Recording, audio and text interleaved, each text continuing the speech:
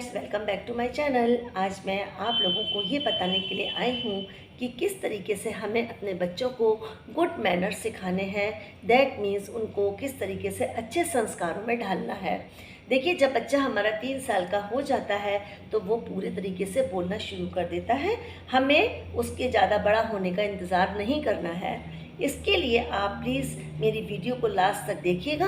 मैं कुछ टिप्स बताने के बाद उनका सॉल्यूशन भी आप लोगों को बताऊंगी कि किस तरीके से हमें अपने बच्चों के साथ रहना है।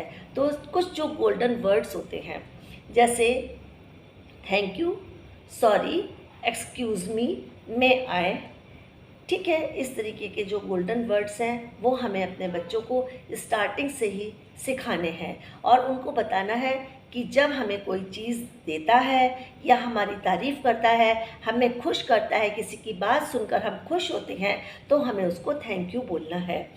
और उसके बाद सॉरी, अगर हमसे कोई गलती हो जाती है तो हम क्या करते हैं, कुछ नहीं बोलते हैं। अगर हमसे कोई गलती हो जाती है, किसी की चोट लग जाती है या हम किसी को गलत वर्ड बोल देते हैं, चाहे वो फ्रेंड हो, चाहे वो पेरेंट्स हो, चाहे वो हमारी मेड हो, तो हमें सॉरी वर्ड भी बोलना है। टीचर्स के साथ तो बच्चे कर लेते हैं, लेकिन मैंने ये देखा है कि वो घर में आकर के नहीं करते हैं।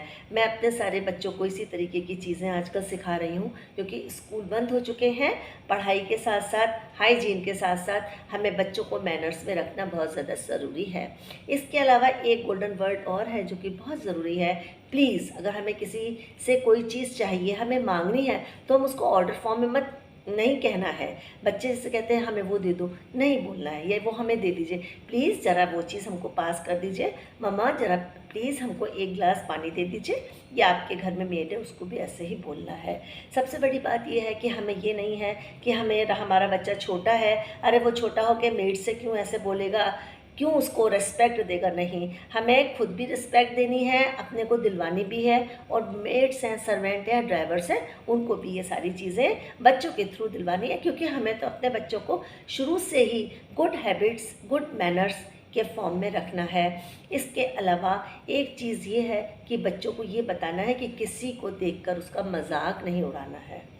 कभी अगर कोई डिसेबल है, डिसेबल का मतलब अगर कोई विकलांग है, उसके संग कोई परेशानी है, तो उसको देखकर बच्चे कभी नहीं हंसें।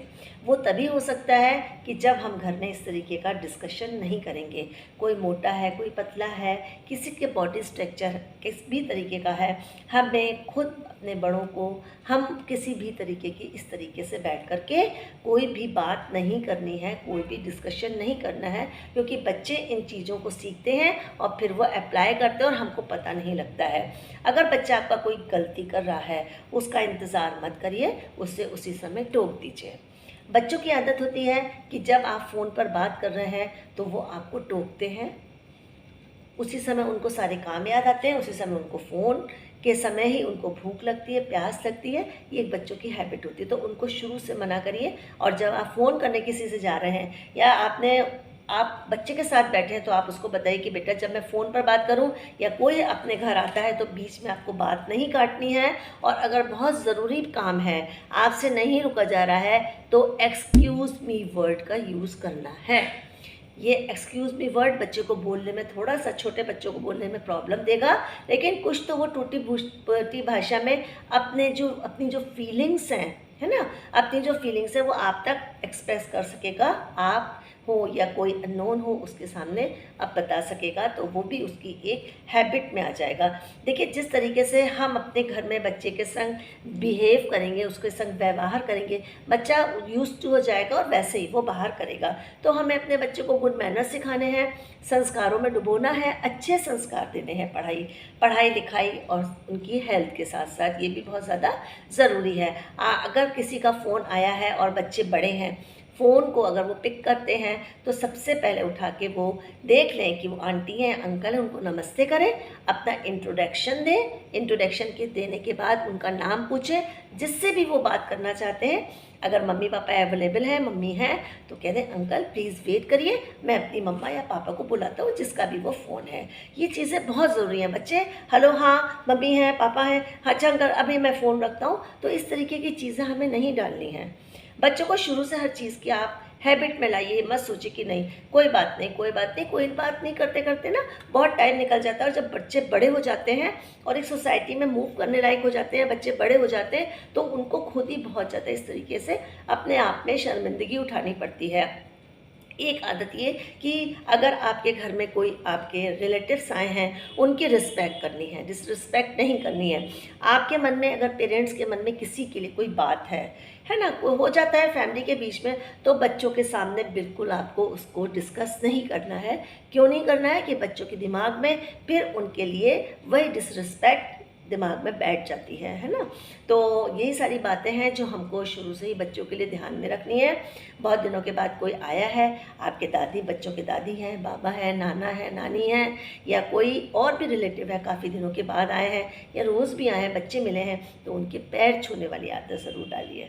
अगर बच्चे पैर नहीं छू रहे हैं, अलग अलग कास्ट के अलग अलग अपने कस्टम्स होते हैं, तो उसी के हिसाब से बच्चों को बताइए कि आपको उनको किस तरीके से रिस्पेक्ट देनी है, रिस्पेक्टफुल वर्ड का यूज़ करना है।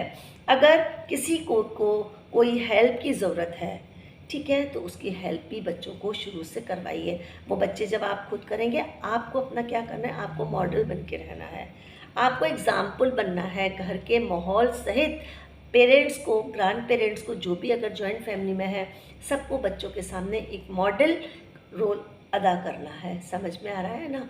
तो बस मेरा यही कहने का मकसद है, यही कहने का मतलब है, यही मेरी टिप्स हैं कि लास्ट में हम लोग जो भी बच्चों को सिखाते हैं, पहले खुद उसको अपनी लाइफ में उतारना है, उकेरना है, बच्चों को समझाना है। और उसके अलावा शेयरिंग हैबिट बहुत ज़्यादा ज़रूरी है। बच्चे अगर किसी के संग कुछ खाना खा रहे हैं या घर में भी कुछ है, कोई शेयर कर रहे हैं, तो पहले भाई बहनों के साथ शेयर करें। कोई चीज़ है, चाहे वो खाने पीने की हो, चाहे वो किसी भी तरीके की चीज़ हो, ऑफ़र ज़रूर करना है। बताइए बच्चों को ऑफ़र करना क्या होता है। और जब अगर आपको कोई चीज़ ऑफ़र कर रहा है, तो आपको लेके उसको क्या बोलना है, बच्चों को थैंक यू बोलना है। ये छोटी छोटी सी बातें बच्चों के ही संस्कार में शामिल हो जाती हैं और यही गुड मैनर्स या गुड हैबिट्स कहलाती हैं। अगर कोई हमारे पीछे आ रहा है, सपोज़ करिए, ठीक है, हमने दरवाज़ा खोला है और एकदम से हमने देखा कि बच्चे को बताइए कि अगर आपके पीछे कोई है और वो दरवाज़ा एकदम से बंद हो जाता है, तो उस दरवाजे को खुला छोड़िए, पकड़ लीजिए उसको जब तक वो, चाहे वो कोई बच्चा हो, चाहे वो बुज़ुर्ग हो या कोई आपका दोस्त हो, कोई भी हो, कोई अननोन भी हो ना, तो उसके लिए वेट करिए।